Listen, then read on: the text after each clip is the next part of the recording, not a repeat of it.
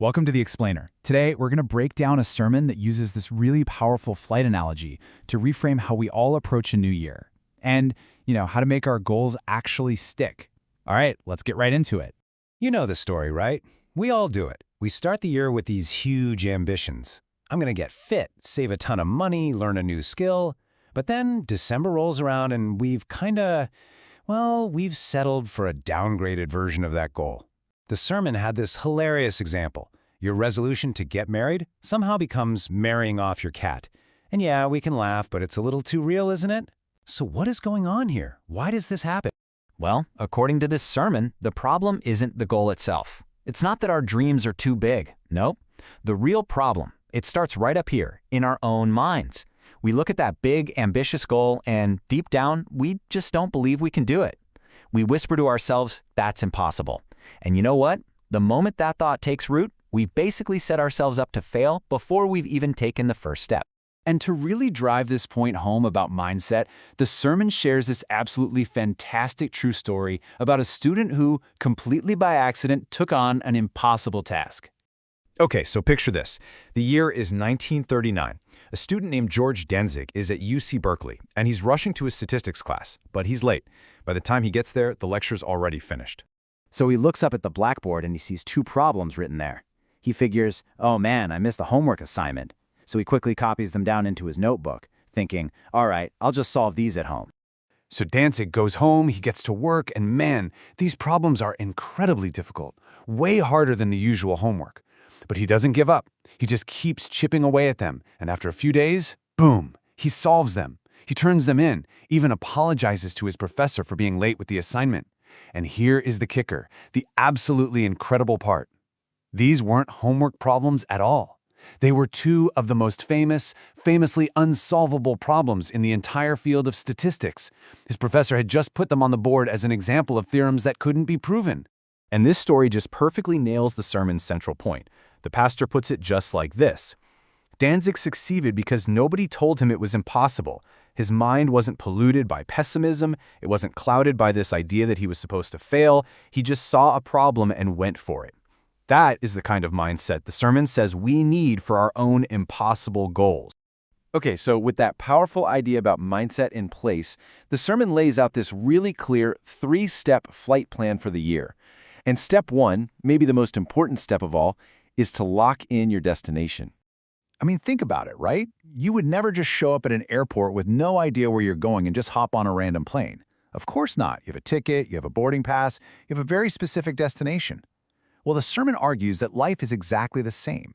If you don't have a clear, defined purpose, you're just going to end up wandering around the airport of life, never actually taking off and getting anywhere meaningful. But, and this is a really critical distinction the sermon makes, your destination isn't just a wish list. It's not just, I want to get rich or I want to marry a movie star. It's suggesting that a true destination is something much deeper. It's aligned with a higher purpose, what the source calls God's will. So the idea is to shift your thinking from, what do I want, to, what am I here for? What's my real purpose? That alignment, the sermon says, is what gives you the grit to chase that destination, even when it feels totally impossible. And the sermon points to the biblical story of Abraham as the perfect example of this. I mean, here's a guy who has promised he'd be the father of many nations when he was super old, something that seemed, biologically impossible. But he went after that destination with everything he had, with this unwavering faith, because he was totally convinced it wasn't just his own personal wish, it was a purpose given to him by God. All right, so step one, you've locked in your destination. Now for step two of the flight plan, it's time to check your baggage, because you simply can't take off if you're overloaded. Every single airline has a strict baggage allowance, and for a very good reason. Too much weight keeps the plane from flying right. The sermon uses this as a perfect metaphor for our lives. If we're carrying all this excess baggage from our past, old habits, grudges, fears, it's going to keep us grounded. It will literally prevent us from reaching our destination. And the source gets even more specific here. It actually breaks down this excess baggage into two distinct categories, pulling from a verse in the book of Hebrews. So, on the one hand, you've got burdens. Now, these are the things that just weigh you down. Think bad habits, past trauma, maybe toxic relationships, or even just being stuck in a cycle of overthinking everything. Then, on the other hand, you've got sin. And the sermon defines this as anything that makes you miss the mark, or veer off course from your true destination. We're talking about stuff like unforgiveness, gossip, jealousy, hatred. The point is, both of these things, burdens and sin, have got to be left behind. But here's where it gets really interesting, a really important bit of nuance from the sermon. Baggage isn't always something that looks obviously negative on the surface. Even good things can become burdens if they distract you from your main purpose. For example, maybe you've taken on way too many commitments, even if they're all good things. Or you're pouring so much into service that your family life is suffering. So the key question you have to ask yourself for everything you're carrying is this: is this actually helping me get to my destination, or is it just weighing me down? Okay, you've got your destination. You've checked your baggage. Now we come to the final step in this flight plan. And honestly, this one might be the hardest of all. You have to trust the pilot. Look, no airline on Earth, I don't care how fancy it is, can promise you a flight with zero turbulence. It's just part of flying. And in exactly the same way, the sermon is super clear on this. This whole flight plan doesn't promise you a life that's free of problems or challenges. Nope, turbulence is guaranteed. And the source drives us home with a quote from the Bible. "In this world you will have trouble, but take heart, I have overcome the world." The point is so powerful.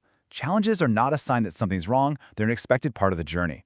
The promise isn't that there won't be storms, but that the pilot, in this analogy God, is more powerful than any storm and has already overcome. And this leads to a fantastic concept the sermon calls co-pilot syndrome. You know exactly what this is. It's that feeling when you're a passenger in a car and you instinctively stomp your foot on a brake that isn't there. That's co-pilot syndrome. It's our all-too-human tendency to want to grab the controls the second things get a little shaky. We lose trust in the pilot, and we try to fly the plane ourselves. So what do you do when that co-pilot syndrome kicks in? Well, the sermon suggests doing exactly what a flight attendant tells you to do during real turbulence. Step 1, return to your seat. In other words, stop trying to run up to the cockpit and take over. Step 2, fasten your seatbelt. Lock yourself into a position of trust and security. And finally, step 3, trust the pilot.